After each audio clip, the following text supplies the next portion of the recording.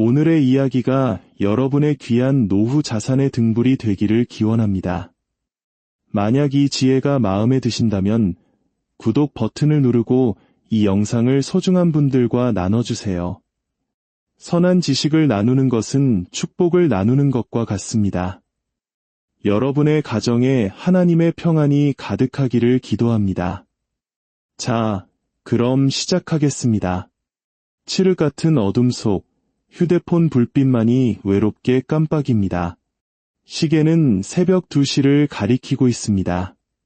서울 마포구에 사시는 박선우 어르신, 올해 70이십니다. 아내가 깰까봐 불도 켜지 못한 채 떨리는 손으로 금 시세를 검색합니다. 화면에 뜬 숫자에 심장이 철렁 내려앉습니다.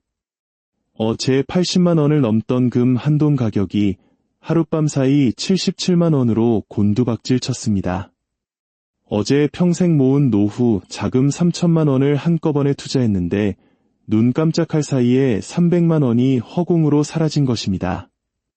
뉴스에서는 연일 금값이 최고치를 경신한다 떠들었고 주변에서는 더 늦으면 바보라는 말에 마음이 조급해졌습니다. 그런데 이게 웬일입니까? 더 떨어지면 어쩌지? 1,000만 원, 2천만 원이 날아가면 어쩌지? 평생 허리띠 졸라매며 모은 돈인데 손가락이 떨려 화면을 제대로 볼 수가 없습니다. 지금이라도 팔아야 하나, 아니면 기다려야 하나. 머릿속이 하얗게 비어버립니다. 선우 어르신은 오늘 밤도 잠 못 이루고 계십니다. 혹시 당신도 한밤중에 잠이 깨어 휴대폰을 켜고 은행 앱을 열었다 닫았다, 밤새 뒤척인 경험이 있으신가요? 숫자는 단 몇만 원 오르내렸을 뿐인데 머릿속에서는 내 노후가 통째로 망하는 건 아닐까, 자식들에게 짐이 되는 건 아닐까 하는 온갖 두려운 생각들이 파도처럼 밀려옵니다. 우리의 마음은 금값 그래프보다 더 위태롭게 요동칩니다. 그런데 같은 시각, 부산에 사시는 최인숙 여사님은 다릅니다. 69의 인숙 여사님 역시 5천만 원이라는 더 큰 금액을 금에 투자했지만 지금 이 순간 깊은 잠에 빠져 평온한 밤을 보내고 계십니다. 한 달에 한 번 금값을 확인할까 말까 합니다. 어떻게 이것이 가능할까요? 인숙 여사님은 이렇게 말합니다. 나도 처음 1년은 매일 금값 보면서 가슴 졸였지. 오르면 아이처럼 기뻐하고 떨어지면 세상 무너지는 것처럼 불안하고, 그런데 3년을 투자하고 나니 깨달음이 오더군요. 이건 단거리 경주가 아니라 5년, 10년을 내다보는 마라톤이라는 거려. 창고에 쌀 가마니 쌓아두고 매일 열어보지 않는 것과 같은 이치지요. 인숙 여사님에게 금은 당장 팔아서 쓸 돈이 아니라 미래의 풍파를 막아줄 든든한 방패이자 자식들에게 물려줄 귀한 곡식 자루입니다. 5천만 원이었던 투자금은 어느덧 7,500만 원이 되었지만 여사님은 여전히 흔들림이 없습니다. 앞으로 5년은 더 묵혀둘 생각입니다. 보십시오. 똑같은 금에 투자했지만 한 분은 불면의 밤을, 다른 한 분은 평온한 밤을 보냅니다. 이 차이는 어디에서 오는 걸까요? 그것은 바로 원칙의 유무에 있습니다. 20년 경력의 금 투자 전문가 이현준 대표는 말합니다. 제가 상담하면서 가장 많이 듣는 질문이 선생님, 지금 사도 될까요? 입니다. 제 대답은 늘 같습니다. 네, 사셔도 됩니다. 다만 올바른 방법으로 사셔야 합니다. 그는 금으로 돈을 번 사람들의 유일한 공통점은 바로 인내심이라고 단언합니다. 여기서 말하는 인내심은 막연히 버티라는 말이 아닙니다. 우리 세대에 맞는 현실적인 기다림, 즉 최소 5년이라는 시간을 약속하는 것입니다. 20대 청년에게 20년을 기다리라는 것과 황혼기에 접어든 우리에게 20년을 참으라는 말의 무게는 전혀 다릅니다. 나는 최소 5년은 묻어두겠다. 이 약속을 스스로와 맺는 순간 하루하루의 작은 등락에 마음이 덜 흔들리게 됩니다. 그래, 나는 단타 치려고 산 게 아니었지. 이 한마디가 불안한 마음을 다잡아주는 든든한 기둥이 되어줍니다. 이현준 대표의 20년 기록은 인내심의 가치를 숫자로 증명합니다. 2005년 금 한도는 5만 원이었습니다. 그때도 사람들은 너무 비싸다고 말했습니다. 2008년 금융위기 때 9만 원으로 올랐고 사람들은 이제 꼭지라고 팔아야 한다고 했습니다. 2011년 20만 원까지 폭등하자 모두가 미쳤다고 했습니다.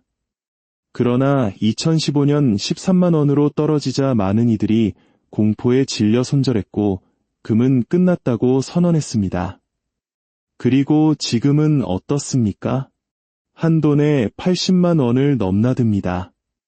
2005년에 산 사람은 16배, 2015년 저점에 산 사람은 6배, 심지어 2011년 최고가에 물렸던 사람조차 4배의 수익을 거두었습니다. 역사는 명확히 보여줍니다. 언제 샀든 기다린 사람은 결국 이겼다는 사실을 말입니다. 전문가 이현준 대표에게도 뼈아픈 실패의 경험이 있었습니다. 2002년 외환위기가 끝나고 경기가 회복되자 그는 금값이 떨어질 것이라 예측하고 가진 금을 모두 팔았습니다. 그러나 2년 후 9.11 테러가 터지며 금값은 60%나 폭등했습니다. 그는 세상은 내 예측대로 움직이지 않는다는 것을 배웠습니다.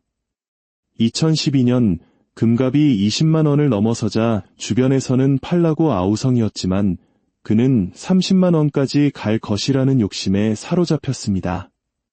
결과는 900만 원의 손실이었습니다. 그는 욕심은 독이며 목표를 지켜야 한다는 것을 배웠습니다. 2018년 지루한 행보장에 금의 절반을 팔아 비트코인을 샀다가 폭락을 맞았습니다. 만약 금을 그대로 두었다면 1000만 원이 넘었을 돈이 200만 원이 되었습니다. 그는 유행을 좇지 말고 내가 아는 것에 집중하라는 교훈을 얻었습니다. 수십 년 전문가도 실패합니다. 중요한 것은 실패를 통해 배운 원칙입니다. 금 투자는 서두를 필요가 없다. 조급해하지 않으면 결국 이긴다. 그렇다면 가장 중요한 질문, 지금 금을 사도 되는가? 이 대표의 대답은 네, 지금 사도 됩니다.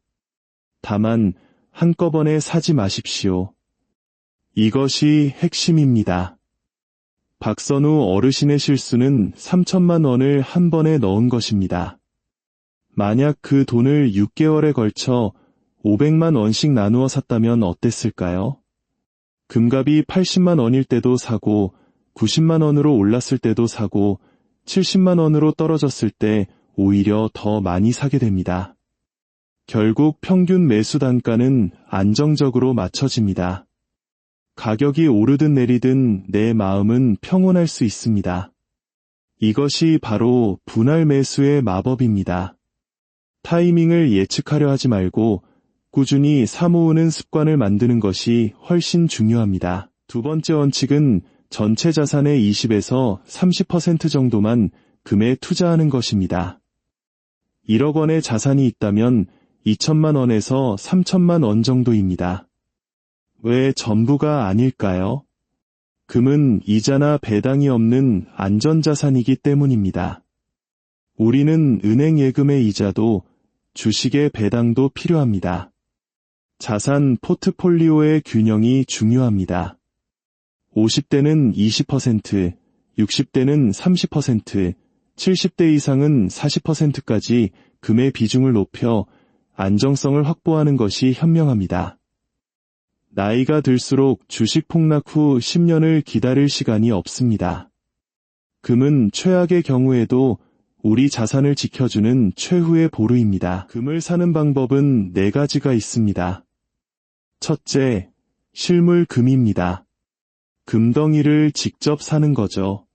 세금이 없고 내 손에 줄 수 있다는 안심감이 가장 큰 장점입니다. 둘째, 금 통장, 골드뱅킹입니다. 10,000원, 100,000원 소액으로도 시작할 수 있고 자동이체가 가능해 편리합니다. 셋째, 금 ETF입니다. 주식처럼 증권사 앱에서 실시간으로 쉽게 사고팔 수 있습니다. 넷째, 금 펀드입니다. 전문가가 알아서 관리해준다는 장점이 있습니다. 자산 규모에 따라 이 방법들을 조합해야 합니다. 5천만 원 이하라면 실물금 70%와 금 통장 30%로 실물의 장점을 살리면서 유동성을 확보하고 1억 원 이상이라면 실물금 80%에 전문가의 도움이 필요한 금 펀드 20%를 섞는 전략이 유효합니다. 이제 구체적인 5년 로드맵을 그려봅시다. 첫 주, 매일 아침 한국금거래소 홈페이지에 들어가 시세를 확인하고 메모장에 날짜와 가격, 그리고 당신의 감정을 짧게 적어보세요. 생각보다 비싸다. 어제보다 올라서 불안하다. 이것은 금값이 아닌 투자를 대하는 내 마음의 그래프를 확인하는 과정입니다. 둘째 달, 은행에 가서 금 통장을 만들고 매달 일정 금액을 자동이체에 설정하십시오. 감정을 배제하고 기계적으로 사모으는 것이 가장 안전합니다. 1년 차까지는 꾸준히 분할 매수하고 만약 10% 이상 급락하면 기회다. 생각하고 추가 매수하십시오. 그리고 2년 차부터 5년 차까지는 사는 것을 멈추고 그저 보유하십시오. 100만 원이 되든 200만 원이 되든 팔지 않고 묵묵히 지켜보는 장기 보유 기간입니다. 여기서 반드시 피해야 할 함정 2가지를 말씀드립니다. 첫째, 동네 금은방의 프리미엄을 조심하십시오. 인천의 조영희 어르신은 시세보다 10%나 비싸게 사서 200만 원을 손해보셨습니다. 반드시 한국금거래소 시세를 확인하고 은행이나 공인된 거래소에서 구매하십시오. 둘째, 월수익 보장이라는 말은 100% 사기입니다. 수원의 김태식 어르신은 이 말에 속아 5천만 원을 날리셨습니다. 세상에 공짜는 없습니다. 금은 반드시 내 손으로 검증된 기관을 통해 직접 사야 합니다.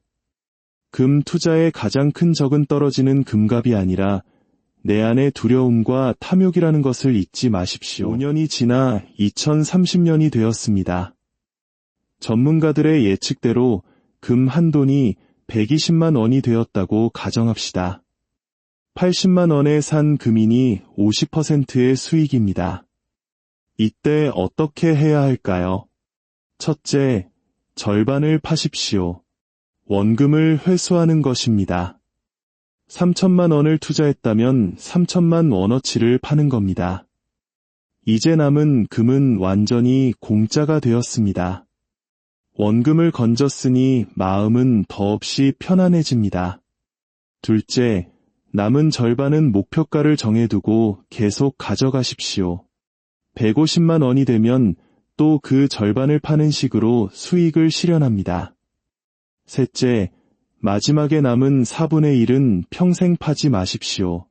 이것은 비상사태를 대비한 최후의 보험이자 손주에게 물려줄 수 있는 가장 값진 유산입니다. 처음 이야기로 돌아가 봅시다. 새벽 2시에 잠 못 들던 박선우 어르신. 1년 후 전문가는 그에게 다시 전화를 걸었습니다. 어르신, 요즘은 밤에 잘 주무십니까? 선우 어르신은 웃으며 대답했습니다. 아주 잘 자요. 이젠 금값도 안 봐요. 원칙을 알게 됐거든. 매달 50만 원씩 자동이체로 사 모으고 있어요. 그럼 처음에 손해보셨던 3천만 원은요? 하하, 지금 4,500만 원이 넘었지. 거기다 매달 사 모은 게 또 있고. 이제 이게 우리 부부의 든든한 노후 준비라오. 선우 어르신을 바꾼 것은 딱 하나, 원칙을 알고 실천한 것입니다. 10년 후 2035년에 금값이 200만 원이 되어 있다면 우리는 분명 이렇게 말할 겁니다.